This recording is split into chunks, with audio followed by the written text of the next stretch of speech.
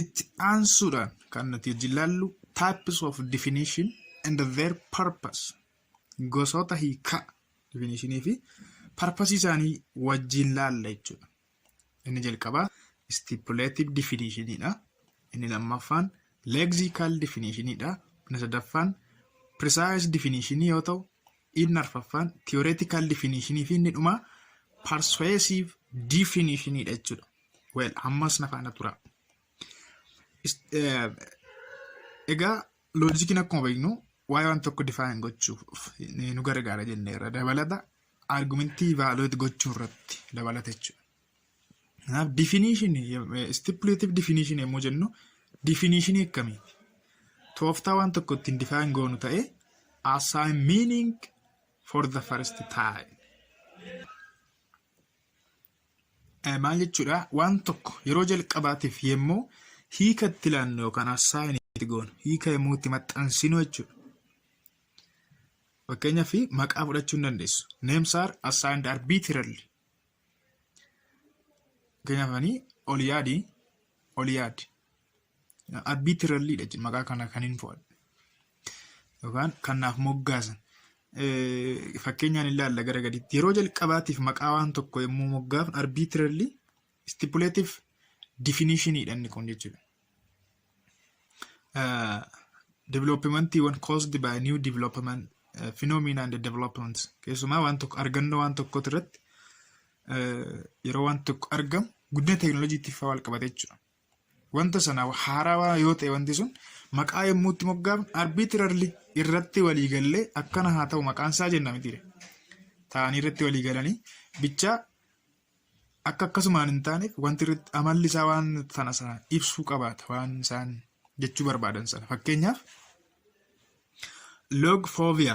logphobia isa kana saayintistootatu yeroo jalqabaatiif moggaase yoo ta'e logphobia jechuun means fear of taking logic course.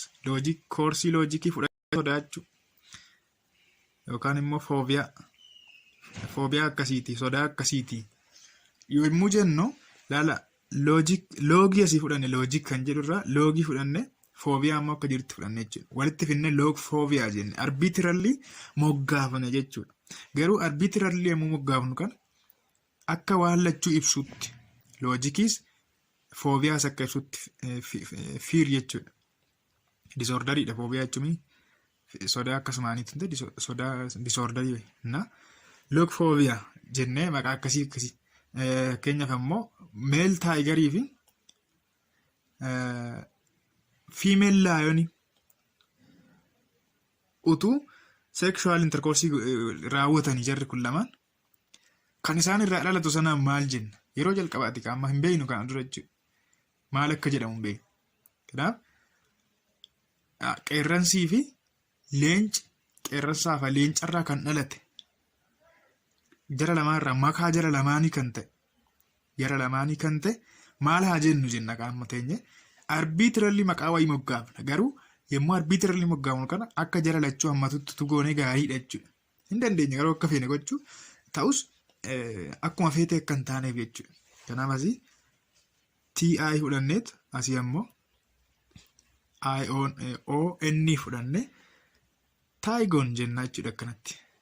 Waan akkasii kanaan egaa stipulative definitionidha. Stipulative definition yommuu jennu assign meaning for the first time jechuudha. Jara kanas ilaaluu dandeessu. Operation Barbarossa seenaa naazii invasion yeroo naaziin Raashiyaa weeraru maal wal qabata. Operation Sunset yeroo Eritiriyaa warii yeroo isaan bara kana wal lolaa turan jechuudha. Maqaa akkasii kana arbitrarily yeroo itti moggaafamu yeroo jalqabaati waan tokko yommuu argan. Lexical definitionidha inni biraan. Lexical definitionin dictionary meaningidha. Maqaan isaa biraa dictionary meaning. It reports the meaning of the word actually exists in dictionary. Akka dictionary keessa jirutti report goona jechuudha. Lexical definition yommuu fayyadamu. Provides dictionary meaning of terms. Gadi akkuma jedhe dictionary keessa waan jiran akkasumatti tarreessina. Purpose isaa to avoid ambiguity. Jechuunis jechoonni tokko ambiguous kan ta'an jiru. Hiika lamaa ol kan qaban. Kanaaf dictionary keessan tu ilaaltan keessumaa Webster dictionary fayyadamaa shi dictionary yemmuu fayyadamtan sinan gorsa recommend isinin godha. Merriam Webster dictionary. Tokkoon isaanii tokko 2 3 4 hiika 10 qabaatan yoo ta'ellee tokkoon tarreessee isin hiika jechuudha. Kun ambiguity hambisuuf jechuudha. Ambiguity hambisuudha. Inni kan biraa precise definitionidha. Precise definition kan jennu ammoo vagueness balleessuuf hir'isuuf. Intended to reduce vagueness. Precise definition jechuun sirriitti ibsuudha bakka haala qulqullaa'aa ta'een sirriitti ibsuudha. Definition should be appropriate and legitimate to the content in which term is employed. Bakka appropriately yemmuu vagueness yemmuu jennu fakkeenyaaf dureessatu jenne hammam dureessa nama hammam qabuun dureessa jenna. Hin beeknu mitire. Kanaaf precise tu goone amma dureessa kan jedhu kan namni qarshii miliyoona 100 qabu dureessa jenna jechuudha. Amma gaa limit goone irra bakka dureessa jechuun kana inneera. Dureessa jechuun nama qarshii miliyoona 100 qabudha. Utuu jenne precise definitionidha jechuudha. Malee dureessuma jennee utuu dhiifne vaaguu ta'uu danda'a. Namni dureessi maal isin jechuu danda'a namni. Nama qarshii mamii qabutu dureessa isin jechuu danda'a jechuudha. Fakkeenyaaf haa jedheerani ol ka'a. Ol ka'aa ma jennee utuu dhiifne amma precise definition hin qabu jechuudha. Ol ka'aa kan jennu hammam yoo ol ka'eedha isin jechuu danda'a namni. Sababni isaa subjectividha, relativelidha waan ta'eef. Kanaaf ol ka'aa jechuun jennaga. Ol ka'aa yookaan high means in regard to the interest rate is at least 2 points above the prime rate. Yoo xiqqaate prime rate irra pointii 2 irra kan jirudha jennee ibsina jechuudha. Antique inisi antique jedhaati dubbisa. Antique means at least 100 years old. Antique jechuun waan ture jechuudha. Waan ture የጥንት የቆየ waan ture ancient. Na waan ture jechuun jenneetu precise yemmuu goonu at least 1000 years old. Waggaa 1000 waan turedha yoo xiqqaate jennee limit goona jechuudha. Precise goona sirriitti ibsina. Amma antiikiin kuni vaaguudha jechuudha. Akkanumatti utuu dhiifne antiik waan turedha yookaan dulloomaadha osoo isiniin jedhe hammam ture. Dulloomaa jechuun wanta hammam turedha waan akkamiiti gaaffiin jedhu ka'uu waan danda'uuf limit gootu jechuudha. Kanaaf dulloomaa jechuun kan waggaa yoo xiqqaate kan waggaa 100 turedha jettanii precise gootu sirriitti ibsitu jechuudha. Kanaaf adda baafadha. Lexical definition ambiguity balleessuuf yoo ta'u precise definition ammoo vagueness balleessuuf jechuudha. As keessatti ammoo arbitrarily akka hin taane waan nuti gochuu qabnu isinitti himeera. Waan of keessatti hammatu waan wanta sana ibsu ta'uudha qabaata. Baay'ee gaarii. Inni arfaffaan theoretical definitionidha. Type of definition inni arfaffaan theoretical definitionidha. Theoretical definition kan jennuuni experimental investigationidha wal qabata. Waan tokko yemmuu yaalii hojjennee jechuudha. Yaalii hojjennee argannu yemmuu define goonu yaaliidhaan wal qabsiifnee jechuudha. Assigning the word by suggesting theory faa ta'uu danda'a. Keessumaa kan itti fayyadamnu as keessatti theoretical definition kana jechuudha. Philosophy keessatti faa kana jennee theorize yemmuu goonu waan tokko jechuudha. Hardly refer godha ammas. Hardly recommend isin godha. Fakkeenyaaf heat means energy associated with random motion of molecules. Saayinsiidhaanis wal qabata beekaa kun. Heat means amma heatini maalchaa jira energy associated with random motion of molecules. Molecuulota socho'aniidha. Molecuulota socho'an energy yookaan anniisaa molecuulota socho'an wajji wal qabatudha. Kuni experimentiin argame jechuudha. Yookaan yaalii laaboraatooriitiin argame. Hiitiin amala akkasii qabu.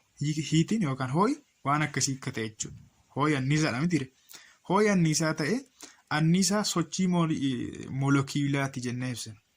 Biology keessatti, physics keessatti, siyaasa keessatti, philosophy keessatti kan itti fayyadamnu yeroo baay'ee theoretical definition typeidha jechuudha.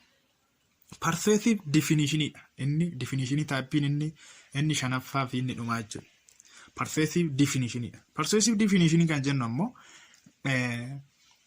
amansiisuudhaaf kan persuade gochuudhaaf jechuudha. Kan fayyadamnudha. Purpose isaa to engender unfavorable attitudes.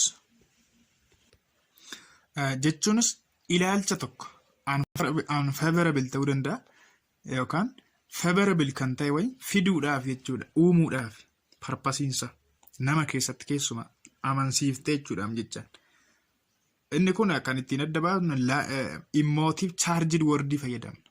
Emotive charged words jiramani fakkeenyaaf nama jechuun jenneetu kaane hama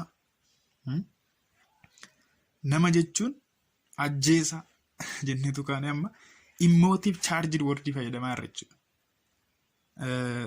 Karaa biraatti naasii jechuun jenna amma maaliif kaayyoon keenya attitude namaa sana jijjiiruudhaaf namoota tokko amansiisuudhaaf fakkeenyaaf tu barbaanne persuasive hiikuma isaarraayyuu persuasive jechuun amansiisuudha miti. Value laden word fayyadamneetu naazota jarman jechuun ummata cakkaanyii ummata hamaa ummata gadhe waan akkasii immoo fayyadamne persuasive definitionii fayyadamne jechuudha. Value laden word fayyadamnee jirra. To influence attitude of reader or listener. Ilaalcha namaa influence gochuuf jijjiiruuf ta'uu danda'a gara maalitti gara favorability. Akkam jirtu kabajamtootaaf jaallatamtoota hordoftoota YouTube channelii miidiyaa Dirree Barnootaa nagaa keessanii qabu. Nagaa kootti Waaqayyoo baay'ilatu. Tuutoriyaaliin keenya akkuma itti uffatte jira. Tuutoriyaalii keenya irraatiin immoo kan wajjin laallu toopikii techniques of definition jedhudha jechuudha. Akka subtoopikiitti ammoo extensional definition technique fi intentional definition technique ilaalla jechuudha. Hamma dhumaatti nafaana tura. Egaa waan tokko immoo define goonu tooftaa adda addaatti yookiin teeknika adda addaatti fayyadama. Teeknikni inni dura demonstrative technique yookaan ostensive technique isa jennudha. Demonstrative technique jechuun traditional way of defining terms. Mala aadaati inni kun baay'ee kan turedha. Mala aadaati itti argisiisuudhaan quba argitanii use pointing as a technique to define terms. Pointing jechuun quba itti argisiisuudha. Teessoo jechuun jennaqa. Teessoo jechuun kunnoo ilaa isa sana. Gabatee adii jechuun gabatee gurraacha jechuun kunnoo isa sana jennee quba itti argisiifne yemmuu waan tokko ibsinu jechuudha. Afaanii wanti dubbannu tokko iyyuu hin jiru beeka. Qubuma keenyatti argisiina pointing goona jechuudha. Kun egaa hir'inni isaa maalidha? Is limited by time and space. Yeroo fi iddoodhaan daanga'aadha jechuudha. Iddoo qubni keenya hin geenye argisiisuu hin dandeenyu. Fakkeenyaaf masgiinni yookaan charchiin nu dhiyoo hin jiroota charchii jechuun jenne garasitti immoo argisiifne maal argisiisaa akka jirru hin beeknu jechuudha. Naannoo sana yoo jiraanne malee naannoo masgiidaa sana yoo jiraanne garuu qubatti argisiifne masgiida jechuun kunnoo yoo jenne xiqqoo ammata ibsuu dandeenya jechuudha. Hin hubata namni sun isa sallaale. Kanaaf limitedidha jechuudha inni kun. Limited by time and space. Teeknikiin inni lammaffaan enumerative techniqueidha. Enumerative technique ammoo assign meaning by naming members individually. Tokkoon tokko memberii maqaa dha'uudhaan jechuudha. Baay'ee partial or complete ta'uu danda'a. Jechuunis hunduma isaa tarreessuu dandeenya yookaan muraasa isaa tarreessinee dhiifna jechuudha. Yeroo baay'ee garuu partialidha hunda isaa tarreessinee fixuun waan ulfaatuuf jechuudha.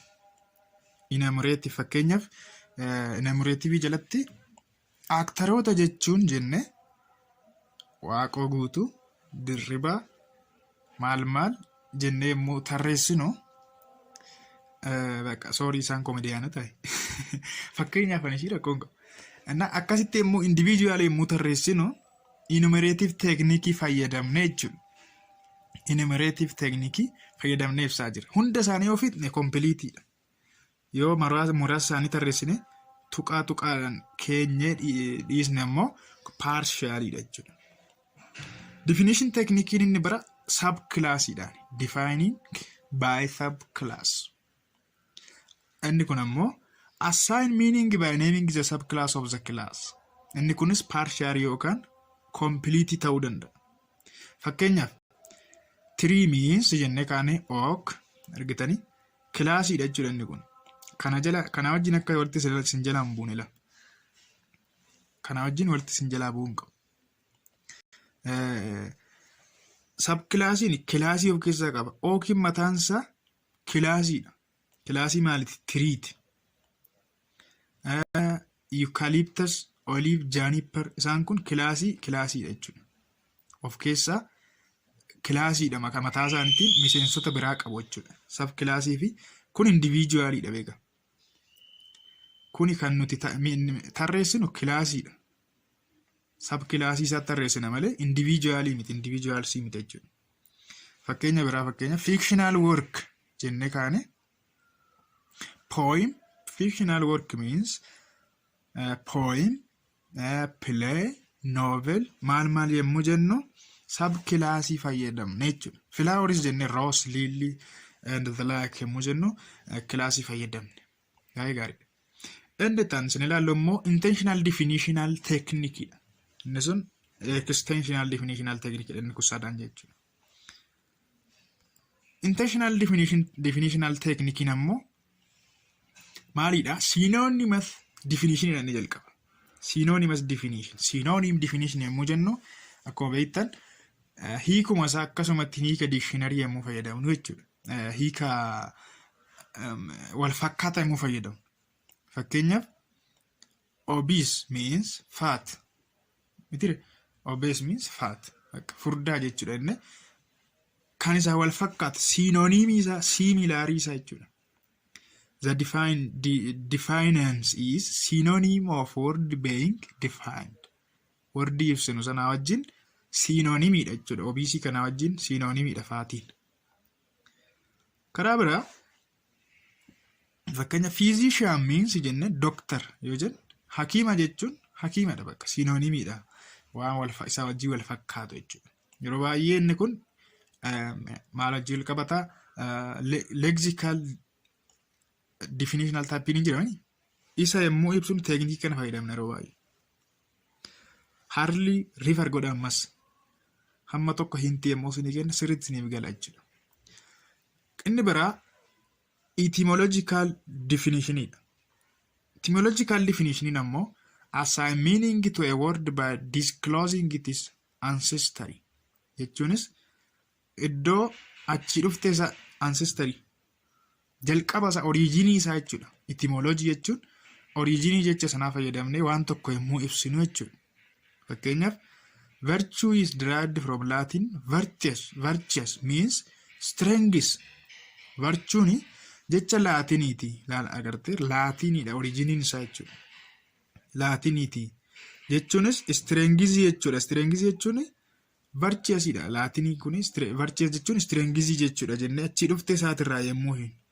Logic jechuun maal jechuudha? Logos jecha Greek logos achi dhufe bakka waan iddoo akkana akkasitti dhufe. Biology jechuun bio fi logos irraa dhufe faa jennee yeroo ibsinu etymological definition fayyadamne jechuudha. Madda isaa origin isaa yookaan ancestry isaa. Inni sadaffaan operational definitional technique. Operational definitional technique ammoo gives meaning by setting experimental procedures. Qorannoodhaan jechuudha. Yeroo baay'ee ka theoretical definitionidhaaf itti fayyadamna isa kana ammoo qabadhaa. Wanta tokko experimental procedure yookaan steppiiwwan yeroo experimentii hojjennu eegnu keessatti yemmuu ibsinu jechuudha. Fakkeenyaaf solution is acid if and only if litmus paper turned red when dipped into it. Solutioniin tokko yookaan bulbulli tokko asiididha kan jennu yoo litmus waraqaa litmusii gara maalitti jijjiiredha? Gara diimaatti jijjiire qofaadha jenna jechuudha. It prescribes the operation to be performed. Bring abstract concepts to the empirical reality. Wantoota wal xaxaa dhiyeessa. Kanaaf namuma hundaaf hin galu jechuudha. Nama barate yookaan ammoo nama saayinsii beeku qofaaf galanni kun baay'ee hir'inni isaa limitation isaa kanadha. Abstractidha wal xaxaadha. Kana fakkaate egaa. Kun technical definitional technique jechuudha. Inni kun inni jahan ajalatti ilaalla jechuudha. Inni torban kun jechuudha. Inni arfaffaan fi inni dhumaan definition by genus and the difference. Definition by genus and the difference ammoo identifies the genus and the specific difference to construct this definition jechuudha. Definition kana ijaaruudhaaf maal gochuu qabna? Dura genusii fi specific difference adda baafachuu qabna. Specific difference kan jennuun ishee kana genusii hordoftee kan dhuftu jechuudha. Garanatti akkanas deemtu kan. Gara duubaatti yookaan gara kanatti kanas deemtu kana jechuudha. Fakkeenyaaf ice means jennee kaane frozen water. Gitanii water, frozen water. Ice means frozen water. Father means a male that is head of the family. Jennee yemmuu ibsin jiinasiidha jechuudha inni kun.